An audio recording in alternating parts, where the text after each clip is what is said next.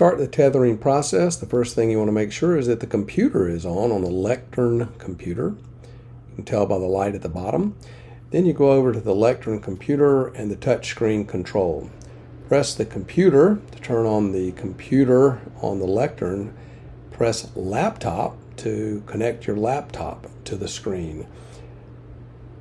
Once you've done that, you might have to jiggle the mouse around to make sure the monitor and screen come on in the room.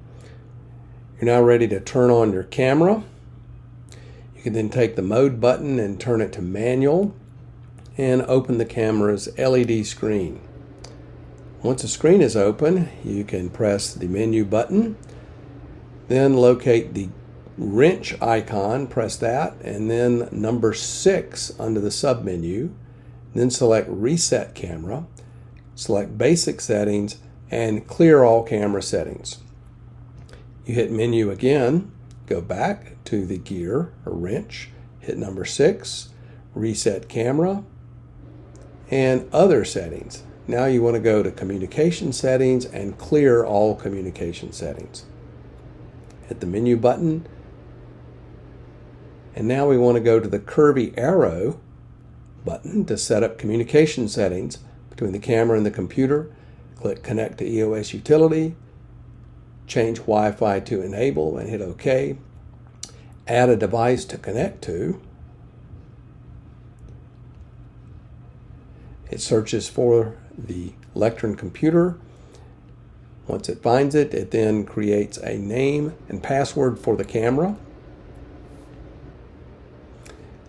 You then go over to the lectern monitor and you log in to that computer with the password, which is photos.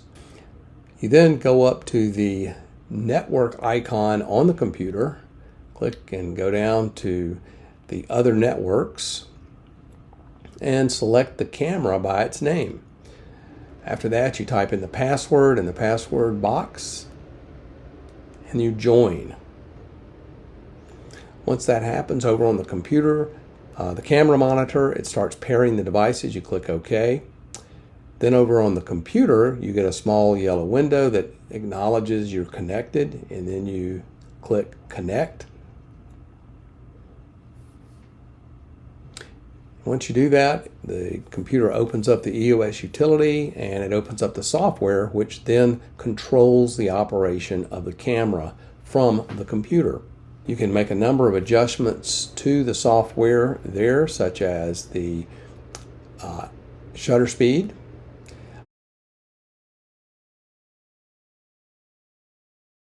You can adjust aperture by setting the aperture from a low setting of 4, f4, all the way up to f22.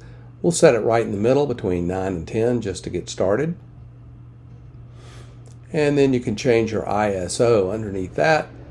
A good setting to start with in strobe shooting in the camera in the studio is 200.